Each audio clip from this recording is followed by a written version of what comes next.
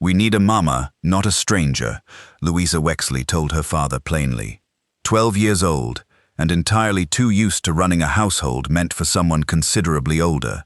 and Rutherford Wexley heard the truth in his daughter's blunt assessment, even as it cut him considerably deeper than she likely intended. 5 years had passed since a fever took his wife Margaret, 3 days after young Flora's birth. 5 years of Louisa managing her younger siblings' meals and mending, while Rutherford ran cattle across a spread too large for one exhausted man to properly hold together, and he had finally, reluctantly, placed an advertisement seeking a wife willing to take on a motherless household of 3.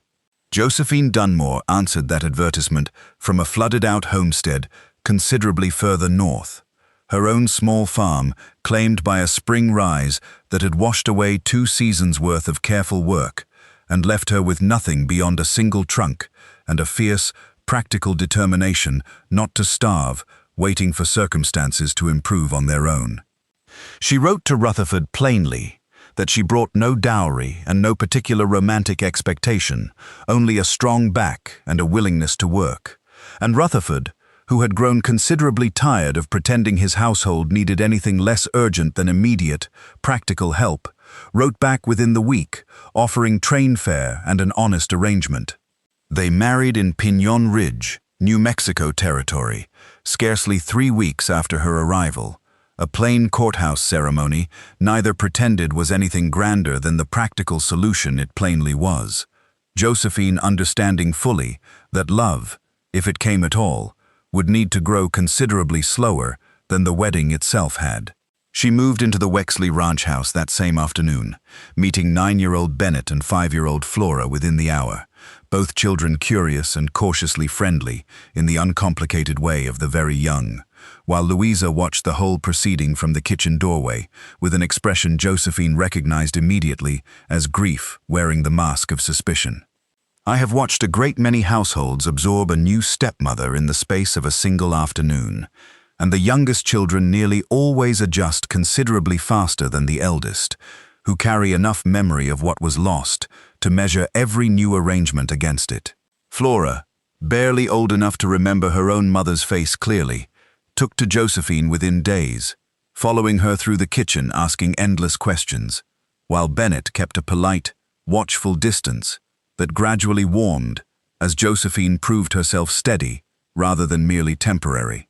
Louisa offered nothing beyond cold courtesy those first weeks, continuing to manage the household tasks she had claimed as her own for 5 years, as though Josephine's presence changed nothing at all, refusing every offer of shared work with a politeness so brittle it functioned as its own kind of rejection. Josephine, understanding the grief beneath the girl's guardedness better than Louisa likely credited her for, did not press the matter, choosing instead to work alongside the girl without comment, letting her own steady presence speak louder than any attempt at forced affection. Rutherford watched the careful dance between his new wife and his eldest daughter, with a mixture of hope and worry he kept mostly to himself, grateful beyond words for the practical relief Josephine's presence had already brought to a household stretched thin for years, while privately fearing that Louisa's grief ran too deep for any new woman, however patient, to ever fully reach. He told Josephine as much one evening after the children slept, and she told him plainly that grief on a schedule was no grief worth trusting, that she intended to simply keep showing up steadily for as long as Louisa needed to test her. Josephine had brought with her, folded carefully at the bottom of her single trunk, almost nothing of sentimental value beyond a small tin of her own late mother's sewing needles, and she found herself, that first week, understanding Louisa's guardedness rather more intimately than the girl likely suspected. She had lost her own parents young and had spent years afterward measuring every kindness offered her against the particular ache of what she'd actually wanted and could no longer have, and she recognized in Louisa's brittle courtesy the same defensive arithmetic she herself had once practiced on strangers, who meant well but understood nothing of the actual weight involved. The ranch itself sprawled considerably wider than the modest homestead Josephine had lost to the flood, cattle and hired hands, and a full season's worth of unfamiliar chores she set herself to learning, with the same determined patience she brought to everything else, rising before dawn to study the rhythms of a household that had run, however imperfectly, on Louisa's exhausted management for 5 long years. She made a point, those first weeks, of asking Louisa's opinion on household matters, rather than simply asserting her own new authority, understanding instinctively that a girl who had shouldered so much responsibility for so long would not surrender it easily to anyone who demanded it outright, rather than earned it slowly. Rutherford, watching this careful diplomacy unfold from a respectful distance, found himself grateful in ways he struggled to properly articulate, having spent 5 years bracing for a stepmother who might either coddle his children into resentment or, worse, resent the burden of them outright. Josephine did neither, and by the end of that first month he had begun, quietly and almost against his own caution, to hope that the practical arrangement he'd entered into for his children's sake might yet grow into something he had not allowed himself to want since Margaret's death. The weeks that followed settled into a careful, working rhythm, Josephine rising before the household each morning to have breakfast ready by the time the children woke, a small, unremarked kindness that Bennet noticed and mentioned approvingly within the first month, though Louisa continued receiving such gestures with the same guarded courtesy she extended to everything else Josephine offered. Flora, meanwhile, had taken to climbing into Josephine's lap during the evening reading hour, with an ease that suggested the girl's memory of her own mother held more feeling than specific recollection, a small mercy that let her attach without the particular grief her older siblings carried. Josephine found, gradually, small openings into Louisa's guarded heart, discovering the girl had a genuine gift for numbers and had been quietly keeping the ranch's household accounts in a careful hand for over a year without her father's full knowledge. Rather than taking over the task as many new stepmothers might have, Josephine asked Louisa to teach her the system instead, a request that visibly surprised the girl and marked the first genuine, if brief, thaw in her careful reserve. They spent several evenings that month, bent together over the ledger, Louisa explaining her methods with a pride she couldn't quite suppress, despite her continued wariness toward the woman asking the questions. Bennet, less burdened by memory than his older sister, had taken openly to calling Josephine by name rather than any formal title, and one evening at supper he asked her directly, with a child's blunt curiosity, whether she intended to stay for good or whether she was merely passing through the way their father's hired hands sometimes did. Josephine told him honestly that she intended to stay for as long as the family wanted her, and Bennet, satisfied with the plain answer, returned to his supper without further comment, though Louisa's eyes lingered on Josephine a moment longer than usual at the exchange. Rutherford, watching his household slowly knit itself back into something resembling wholeness, found himself considerably more attentive to Josephine than the practical terms of their arrangement had strictly required, lingering at the kitchen table after supper rather than retreating immediately to his ledgers, asking after her day with a genuine curiosity that surprised them both. Josephine, cautious by hard experience, did not read too much into the attention, though she found herself, despite her own guardedness, looking forward to those quiet evening conversations more than she readily admitted even to herself. The one lingering shadow over the household's gradual healing remained Margaret's old chair at the head of the kitchen table, left deliberately empty since her death, a place Rutherford had never asked anyone to occupy, and Louisa fiercely guarded against any suggestion that Josephine might sit there instead. Josephine, understanding the chair's weight, without needing it explained to her directly, took her meals instead from the bench beside Bennet and Flora, a quiet accommodation that Louisa noticed, and, though she said nothing aloud, seemed to privately appreciate more than her continued coolness let show. Flora's uncomplicated affection continued deepening through those weeks, the girl taking to falling asleep some evenings against Josephine's shoulder during the reading hour, a small trust that Josephine treasured precisely because it came without any of the careful negotiation the rest of the household still required. She began teaching Flora simple stitches with the same tin of needles she'd carried from her own lost homestead, and the girl proved a quick, delighted student, proudly presenting her father with a lopsided but genuinely sewn handkerchief within the month that Rutherford kept in his breast pocket for considerably longer than its actual usefulness warranted. Bennett, meanwhile, had taken to shadowing Josephine during her morning chores with increasing regularity, asking after the flooded homestead she'd left behind with a boy's blunt curiosity about disasters. And Josephine answered his questions honestly rather than softening the details for his benefit, describing the flood's damage plainly and telling him that hard things survived properly were nothing to be ashamed of discussing. Bennett seemed to take some private comfort from her honesty, and he began, from that week forward, greeting her each morning with a directness that suggested he had firmly decided, in his own quiet 9-year-old fashion, that she belonged in the household regardless of what his older sister still privately weighed. Josephine wrote occasionally to a distant cousin back east, describing her new circumstances, careful in those letters to convey neither more confidence nor more doubt than she actually felt, admitting once that she had married a stranger out of plain necessity, and found herself, against every cautious expectation, slowly building something that might yet resemble an actual home, rather than merely a practical arrangement, weathered for survival's sake. Margaret's older sister, a formidable widow, named Prisca Hollowell, who lived 3 days' ride south and had not visited the Wexley ranch in the better part of 2 years, arrived unannounced that autumn, having heard through a mutual acquaintance that Rutherford had remarried scarcely a month after placing his advertisement.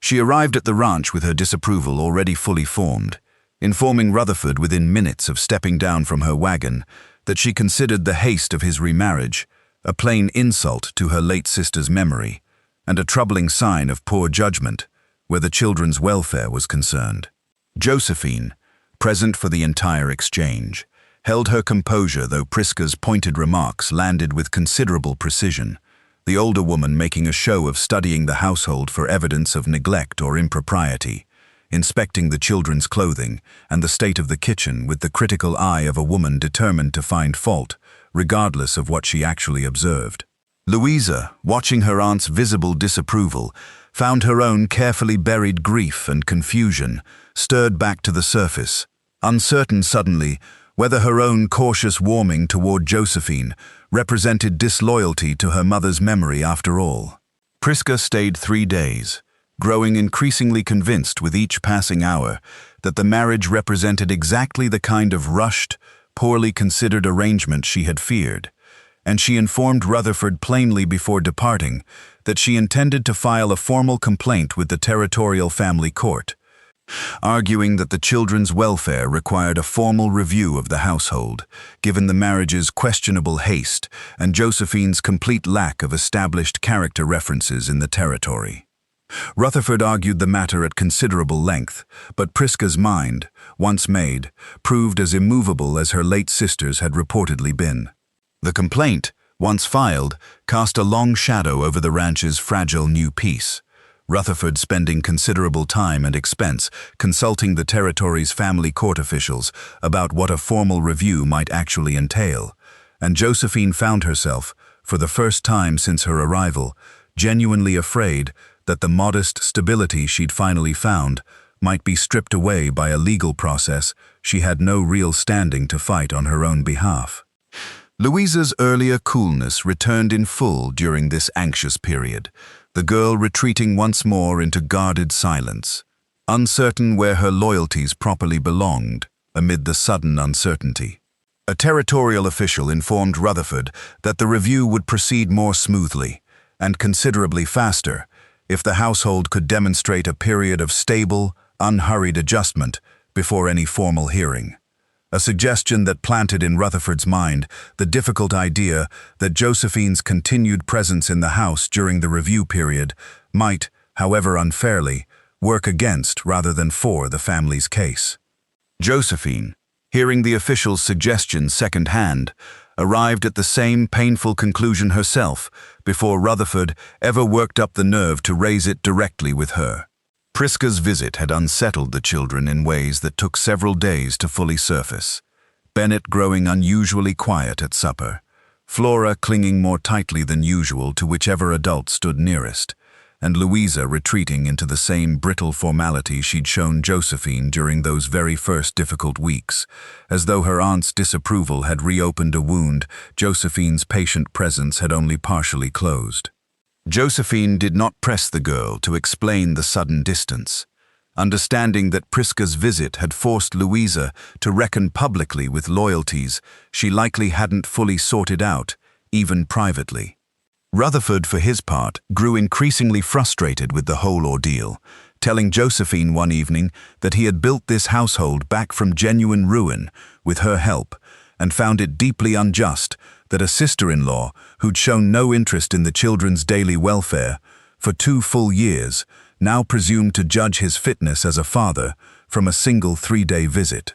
Josephine agreed with the sentiment, but reminded him gently that territorial officials, whatever their private sympathies, were bound to follow proper procedure regardless of how unfair any particular complaint might actually be, and that anger, however justified, would serve the family considerably less well than patience. The uncertainty stretched through several anxious weeks, letters passing back and forth between the ranch and the territorial court offices in Santa Fe, each one arriving with the particular dread of news that might upend the fragile stability the household had only just begun to trust. Josephine found herself, during those weeks, praying more fervently than she had since her own parents' deaths, not for any particular outcome, so much as for the strength to accept whatever came, without losing the steady resolve that had carried her through every previous hardship. Josephine made the decision herself, rather than wait for Rutherford to ask it of her, telling him plainly one evening that she intended to stay temporarily with an old acquaintance, a widow named Odette Mabry, who kept a boarding house in the town of Cottonwood Bend, 2 days' ride east, until the territorial review concluded and Prisca's complaint lost whatever remaining force her family's apparent instability had given it. Rutherford argued against the plan at length, unwilling to let her shoulder the burden of a stranger's suspicion alone, but Josephine told him firmly that the children's security mattered more than her own comfort, and that she would rather absent herself temporarily than risk the family losing everything to an overcautious court. The parting proved harder than either of them anticipated, Flora crying openly and refusing to let go of Josephine's skirt until Rutherford gently pried the girl's small hands loose. Bennett solemn and unusually quiet, and Louisa standing apart from her siblings with an expression Josephine could not fully read, somewhere between relief and a grief she did not yet have words for. Josephine left for Cottonwood Bend the following morning, settling into Odette Mabry's boarding house with the same quiet, working determination she brought to every hardship, though the ranch's silence, relayed to her only through Rutherford's infrequent letters, weighed on her considerably more than she let her letters back reveal. The household without her proved considerably harder to manage than anyone had anticipated. Rutherford stretched thin once more between ranch work and 3 children, and Louisa, forced back into the old managing role she'd occupied before Josephine's arrival, found herself surprised by how keenly she now felt the absence of a woman she had spent months treating with careful distance. She began, in the quiet evenings after her siblings slept, finally allowing herself to properly grieve her mother for what felt like the first time in years, understanding only now, through Josephine's absence, how much space the woman had actually claimed in the household's daily rhythm without ever once demanding it. Louisa wrote a letter that she did not show her father, addressed directly to the territorial family court official reviewing Prisca's complaint, describing in a careful, earnest hand exactly how the household had changed since Josephine's arrival. The shared ledger evenings, the quiet accommodations around her mother's empty chair,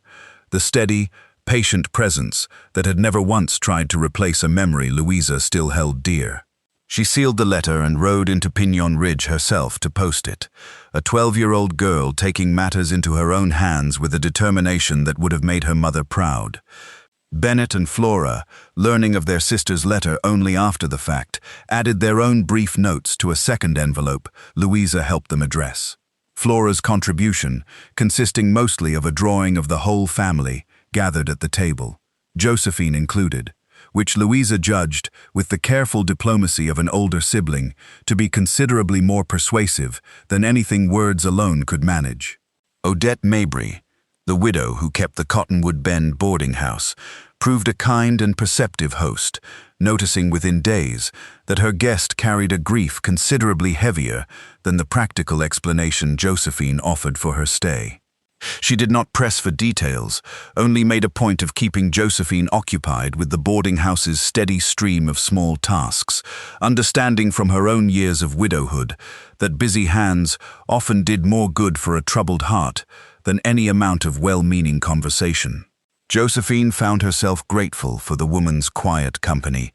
and the two settled into an easy, undemanding friendship that made the separation from her own household somewhat more bearable. Rutherford's letters arrived twice weekly, careful and factual regarding the review's progress, but increasingly personal in their closing lines, admitting by the third week that the house felt considerably too quiet without her particular way of managing its daily chaos. A confession that struck Josephine as more meaningful, coming from a man who had married her, by his own admission, purely out of practical necessity only months before. She wrote back honestly that she missed the children fiercely, and missed him rather more than she'd expected to admit on paper. A small vulnerability she would not have risked voicing quite so plainly, had the distance between them not made honesty considerably easier to offer. The town of Cottonwood Bend itself, small and unremarkable in most respects, gave Josephine considerable time to reflect on exactly how thoroughly her circumstances had changed since the flood had first driven her from her own land, and she found herself, during the quieter evenings at Odette's boarding house, genuinely frightened by how much she now stood to lose should the territorial review somehow rule against the family she had only recently, and rather unexpectedly, come to think of fully as her own. The territorial official, presented with 3 children's unprompted testimony, arriving independently of anything their father had submitted, found the letters considerably more convincing than Prisca Hollowell's second-hand suspicions, and he informed Rutherford within the week that the review would close without further action, the children's own plain account of a stable, loving household settling the matter more thoroughly than any formal hearing could have managed. Prisca, informed of the outcome, did not withdraw her disapproval entirely, but she ceased pressing the matter further, unwilling to argue against her own niece's and nephew's direct testimony. Rutherford rode for Cottonwood Bend the very morning the news arrived, unwilling to wait even a single unnecessary day to bring Josephine home, now that the danger had finally passed. He found her at Odette Mabry's boarding house, helping with the supper dishes, and the sight of him standing unannounced in the kitchen doorway, still travel-dusted from the ride, told her everything she needed to know before he'd said a single word. He told her the review was closed, that Louisa had written to the court herself, without anyone's knowledge, and that all 3 children had spent every day of her absence asking when she was coming home. Josephine wept at that news more openly than she had allowed herself to in months, moved considerably less by the legal resolution itself than by the plain fact that Louisa, of all people, had been the one to fight hardest for her return. She packed her single trunk within the hour, and the ride back to Pinon Ridge passed in a kind of quiet, disbelieving joy neither Josephine nor Rutherford felt any particular need to fill with unnecessary conversation. The children met the wagon at the edge of the property, having watched the road for the better part of the afternoon, once Rutherford's earlier telegram confirmed his errand, and Flora reached Josephine first, flinging herself into her stepmother's arms with the same unguarded devotion she'd shown from the very first week. Bennett followed close behind, considerably more composed but no less relieved, and Louisa, who had held herself apart from her siblings' enthusiastic welcome, finally approached last, standing before Josephine with an expression that had, sometime during the weeks of her absence, shed its last careful guardedness entirely. "I wrote the letter because it was true, not because I finally decided to like you," Louisa said, delivering the observation with the same blunt honesty she'd greeted Josephine with on her very first day, though something considerably warmer had crept into her voice beneath the familiar bluntness. Josephine told her that true was worth considerably more to her than liked in any case, and Louisa, hearing that answer, allowed herself, for the first time since her mother's death, to lean forward into an embrace she had spent months carefully avoiding. Odette Mabry, bidding her guest farewell that same morning, told Josephine plainly that she hoped the two of them might correspond, regardless of the considerable distance now separating Cottonwood Bend from Pinon Ridge, having grown genuinely fond of the quiet, steady woman who'd shared her boarding house table for the better part of a difficult month. Josephine promised she would write, a promise she kept faithfully for years afterward, the two women's unlikely friendship outlasting the very crisis that had first brought them together. Rutherford, watching the reunion unfold in the ranch yard, found himself considerably more emotional than he'd expected, having spent the ride to Cottonwood Bend and back, rehearsing exactly how he intended to tell Josephine what her absence had taught him about his own feelings, only to find every carefully rehearsed word deserting him entirely at the sight of his children finally whole again around her. He settled, in the end, for simply taking her hand once the children's welcome had run its course, telling her quietly that the house had never once felt like home during her absence, only a collection of rooms waiting for her to return and make it one again. The household settled back into its rhythms within days of Josephine's return, though something had shifted permanently in the family's foundation, a trust earned through genuine hardship rather than merely assumed through the practical terms of a marriage arrangement. Louisa returned to the ledger evenings with Josephine, but the careful formality that had once marked those sessions had given way to something closer to genuine partnership, the two of them working together now, rather than merely alongside one another. It was Louisa, several weeks after Josephine's return, who first suggested that her mother's chair at the head of the table no longer needed to sit empty, telling Josephine plainly, one evening, that she believed her mother would have wanted the household fed and steady more than she would have wanted an empty seat, kept as a monument to grief. Josephine, understanding the full weight of what Louisa was offering her, did not take the chair immediately, telling the girl instead that she would be honored to share it, that some evenings it might sit empty still in Margaret's memory, and others it might hold whoever the family needed closest, an answer that satisfied Louisa considerably more than a simple, uncomplicated yes ever could have. Prisca Hollowell wrote once more that winter, considerably softer in tone than her earlier visit had been, admitting that she had judged the marriage too harshly, without properly accounting for what the children's own testimony had made plain, and she asked, somewhat awkwardly, whether she might visit again in the spring on friendlier terms. Josephine encouraged Rutherford to accept the offer, understanding that Margaret's memory deserved to be honored by more than just the household she had left behind, and Prisca's spring visit passed considerably more warmly than her autumn one had. Rutherford told Josephine, on a quiet evening some months later, that he had married her originally out of plain practical necessity, and that he had not expected, given how the arrangement began, to fall so completely and genuinely in love with the woman who had answered his advertisement, a confession Josephine received with a warmth that had nothing left in it of the guarded caution she'd carried into their courthouse wedding. She told him that she had felt the same slow, surprising shift herself, that necessity had somehow, patiently and without either of them quite noticing the exact moment, grown into something considerably more permanent than either had dared hope for that first practical week. The empty chair at the Wexley table, in the years that followed, came to hold whichever family member needed it most on any given evening, grandchildren eventually included. A small standing tradition that Louisa, grown and with a household of her own by then, made sure to explain fully to her own children that the chair had once stood empty out of grief and had been reclaimed, slowly and honestly, into something considerably better, a family's proof that love built on plain honesty could outlast even the deepest, most guarded sorrow.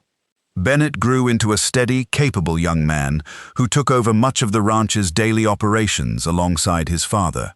while Flora, considerably less inclined toward ranch work than her brother,